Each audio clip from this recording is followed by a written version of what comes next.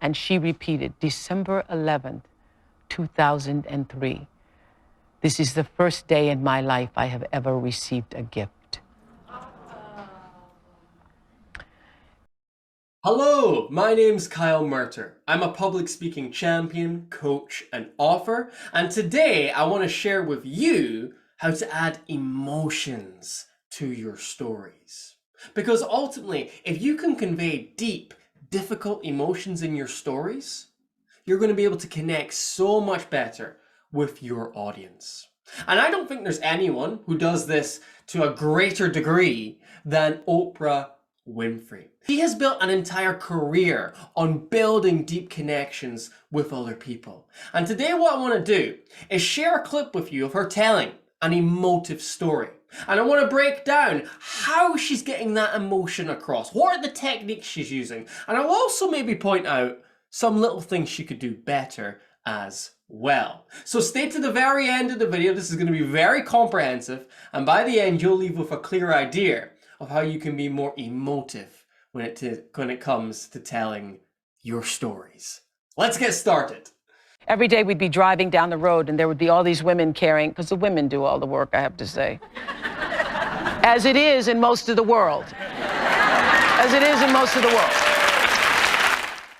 So to begin with, Oprah starts with a little bit of humor. Now, humor is an incredibly powerful tool for setting up your emotional stories. The reason being, if you can get people to laugh, you're going to disarm them.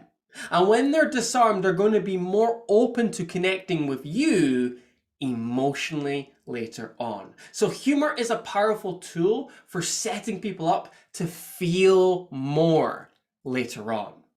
So I would leave in the morning in our little caravan, and I would always, carry cash with me.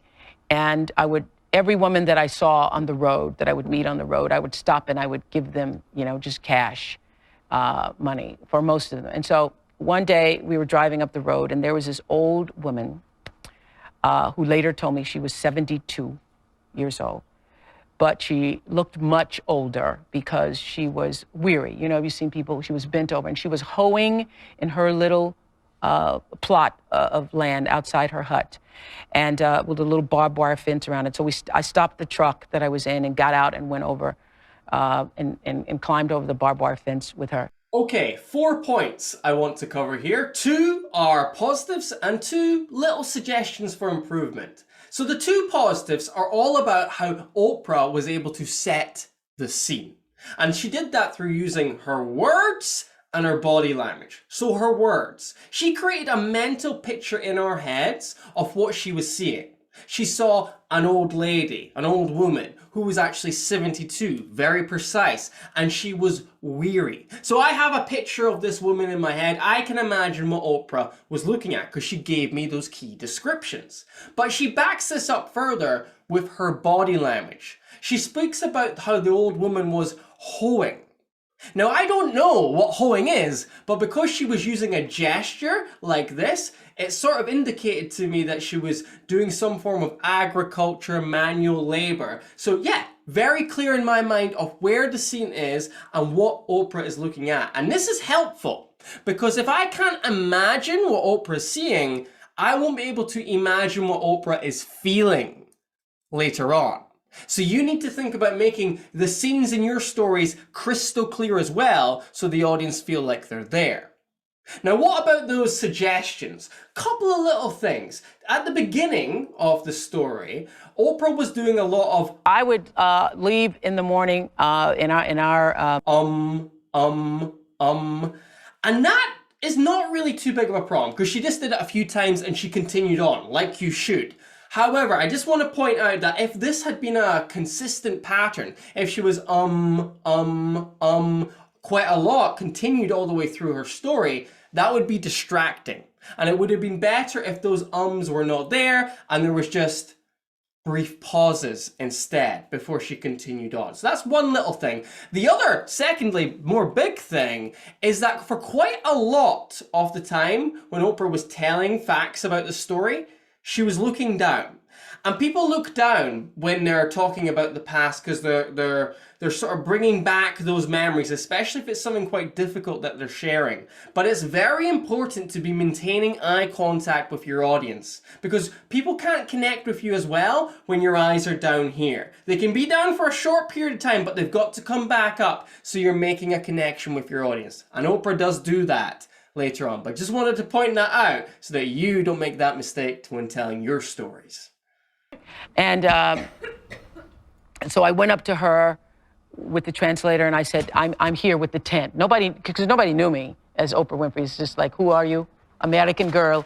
So I went up to her and I said, I am here with the tents for the school, and I've come to bring you a present. And I handed her this wad of money, and she looked at me and she said, "What day is this? What day is this?" And the interpreter said, "It's December 11th, 2003. And she repeated, "December 11th, 2003. This is the first day in my life I have ever received a gift." Okay, this is where the emotions are really starting to come through. And this change begins in Oprah's voice. When she says, she looked at me, her voice slows down. More emotion is coming through in her tone, and she has pauses. And when you have pauses, you give the audience time to think and also to feel. So when it comes to the emotional parts of your presentation, slow things down. Become a bit more emotive with your tone and have pauses to give your audience time to think. The other thing, which also heightened the emotions even more, was the dialogue from this old lady.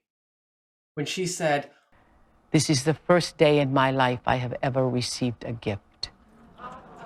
It felt like we were there with Oprah when she was hearing those words. If she had just said, "The woman told me this was her first ever gift," wouldn't have been more powerful. But because the woman said, "This is the first day I've ever received a gift," it gave that moment so much more weight. So try to include dialogue in your emotional stories to bring the audience into that key moment with you.